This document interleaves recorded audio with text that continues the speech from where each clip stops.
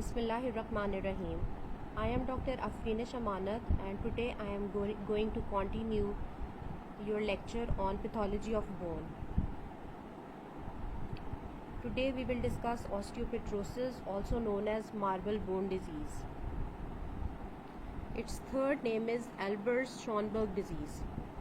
It is a group of rare genetic diseases that are characterized by reduced bone resorption and diffuse symmetric skeletal sclerosis due to impaired formation or function of osteoclasts. Basically, it is caused by dysfunction of osteoclasts. There is reduced osteoclastic activity. The term osteopetrosis reflects the stone-like quality of bones. However, the bones are abnormally brittle and they fracture easily like a piece of chalk. It is classified into variants based on both the mode of inheritance and severity of clinical findings. The basic abnormality is in the process of acidification of resorption pit. It is autosomal recessive disorder caused by a mutation in gene carbonic anhydrase 2, which encodes the enzyme carbonic anhydrase 2. This enzyme is required by the osteoclasts and renal tubular cells to generate protons from carbon dioxide and water. Absence of the enzyme prevents osteoclasts from acidifying the resorption pit and solubilizing hydroxyapatite. As a result, the bone is not resorbed. And in the renal tubules, it blocks the acidification of urine. The infantile form is severe one. It is autosomal recessive and often fatal because of leukopenia. Despite extramedullary hematopoiesis that can lead to prominent hepatosplenomegaly. The autosomal dominant form is the milder one and it may not be detected until adolescence or adulthood, when it is discovered on radiographic studies for repeated fractures. These individuals also have mild cranial nerve deficits and anemia. The bones usually lack a medullary canal and ends of the long bones become bulbous. This is known as Erlen-Meyer-Flask deformity and mishappen. The neural foramina are small and they compress the exiting nerves. The primary spongiosa, which is normally removed during growth, persists and it fills the medullary cavity, leaving no room for the hematopoietic marrow. This is the gross picture of the bone. The bones lack the medullary canal and their ends become bulbous. This is known as Erlen-Meyer-Flask deformity. This is the radiographic picture showing the bulbous ends of the bones. Deposited bone is not remodeled and it tends to be woven in architecture. Bone is brittle and predisposed to fractures. Osteopetrosis was first genetic disease treated with hematopoietic stem cell transplantation, which is effective. The normal osteoclasts produced from donor stem cells reverse many of the skeletal abnormalities. This is the histological picture and here you can see the pinkish area represents the bone, woven bone, decreased bone resorption due to defective function of osteoclasts. There is no ruffled border on the osteoclasts. Few osteocytes are seen here. There is reduced marrow activity and decreased formation of blood cells. Here you can see primary spongiosa which has filled the marrow cavity. The clinical features are repeated fractures, anemia, hydrocephaly is often seen resulting in postpartum mortality. Affected individuals who survive in their infancy have cranial nerve defects like optic atrophy, deafness and facial paralysis. Repeated, often fatal infections can occur because of inadequacy of marrow production in extramedullary sites, which can also lead to prominent hepatosplenomegaly. Now we will discuss the next topic, which is metabolic disorders of bone, which include osteopenia, osteoporosis, rickets, osteomalacia and hyperparathyroidism. Osteopenia means Decreased bone mass. Osteoporosis is defined as osteopenia that is severe enough to significantly increase the risk of fracture. On X-ray, osteoporosis is considered bone mass at least 2.5 standard deviation below mean peak bone mass in young adults. And osteopenia is considered 1 to 2.5 standard deviations below the mean. Osteoporosis is a disease which is characterized by porous bones and reduced bone mass.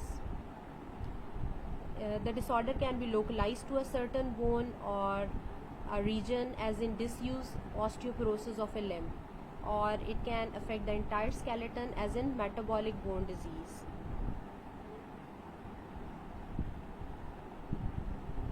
Generalized osteoporosis can be primary or secondary to a variety of conditions. The primary causes can be postmenopausal, senile, or idiopathic. And the secondary causes include various endocrine disorders, neoplasias, gastrointestinal disorders, drugs, and miscellaneous. Pathogenesis of senile and postmenopausal osteoporosis. The peak bone mass is affected by several factors like the genetic factors, nutritional factors, and physical activity. During aging, the osteoprogenitor cells lose their replicative activity, as well as the osteoblasts and matrix-bound growth factors, they lose their biological activity. And also during aging there is reduced physical activity. All these factors lead to osteoporosis. Postmenopausal osteoporosis results from decreased serum estrogen, increased interleukin 1, 6 and TNF levels, and increased expression of RANK and its ligand, as well as increased osteoclast activity. The hallmark of osteoporosis is histologically normal bone, but it is decreased in quantity.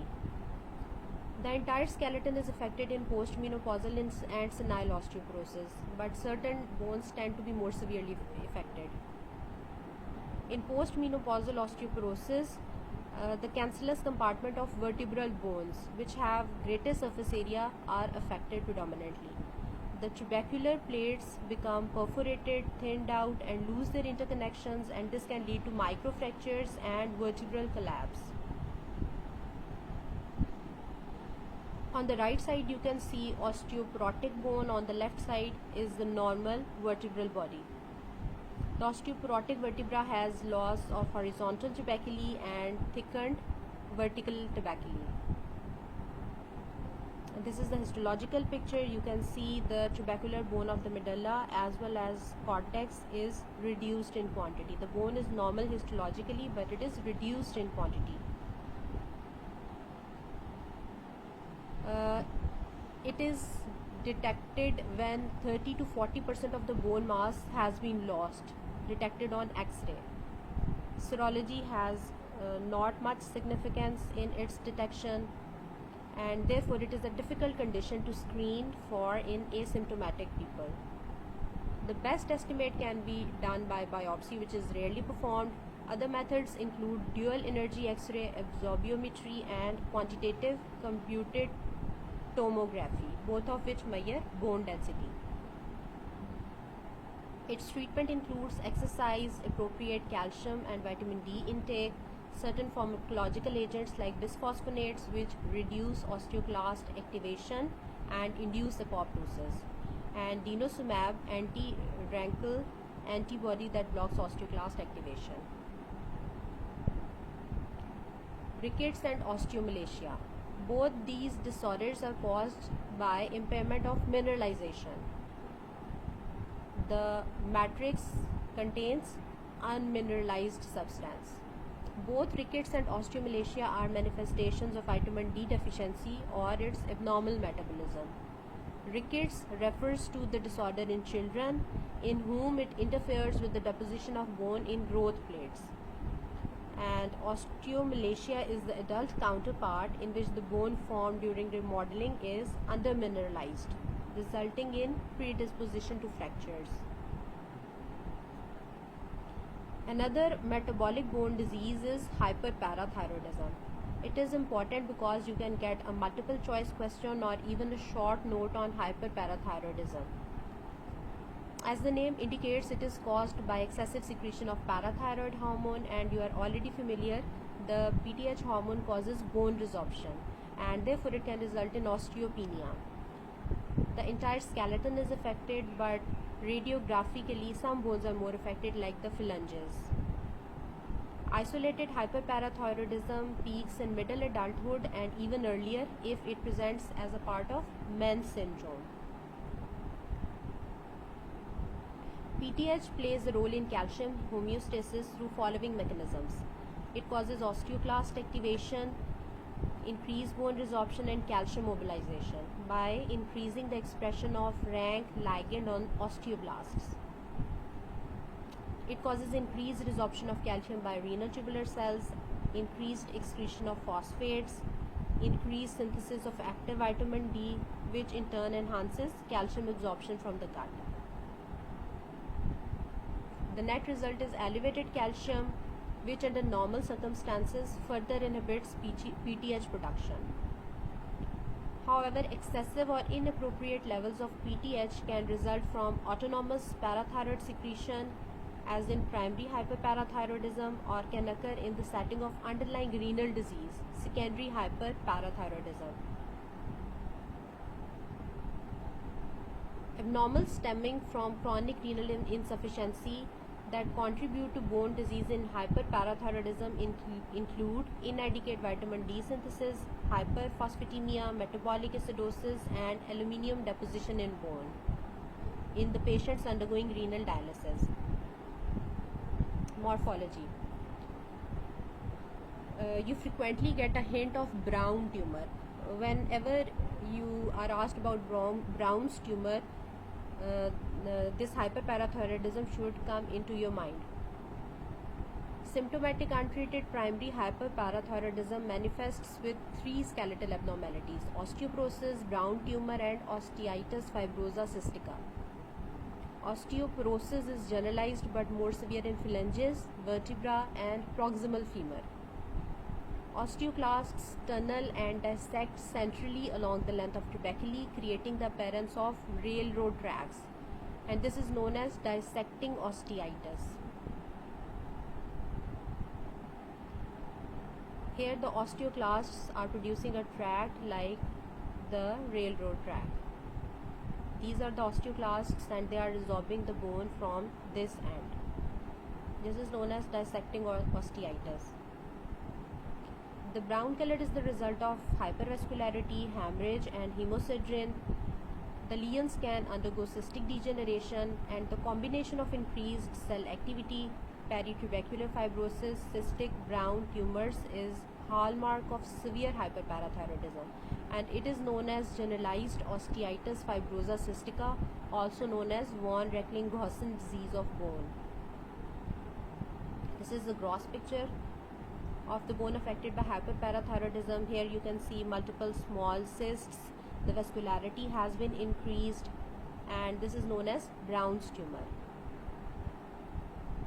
This is histological picture with osteoclasts boring into the center of the trabeculae, producing train track appearance. Another picture. Next disease which we are going to discuss is Paget's disease, also known as osteoitis deformans. It is a condition of increased but disordered and structurally unsound bone. It is characterized by three phases: initial osteolytic stage, mixed osteoclastic and osteoblastic stage, and burned out or quiescent osteosclerotic stage. The net result is gain in bone mass. However, the newly formed bone is disordered and architecturally unsound. This diagram shows you the three phases. This is osteolytic phase, in which the osteoclasts are performing the function of bone resorption.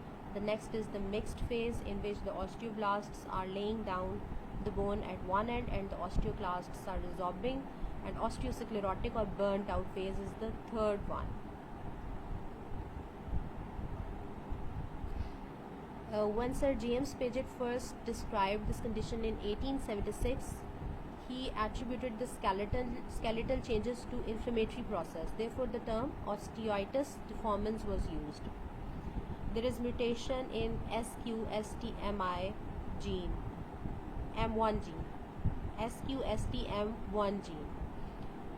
This mutation enhances NF-κB activation by rank signaling, leading to increased osteoclast activity and increased susceptibility to disease.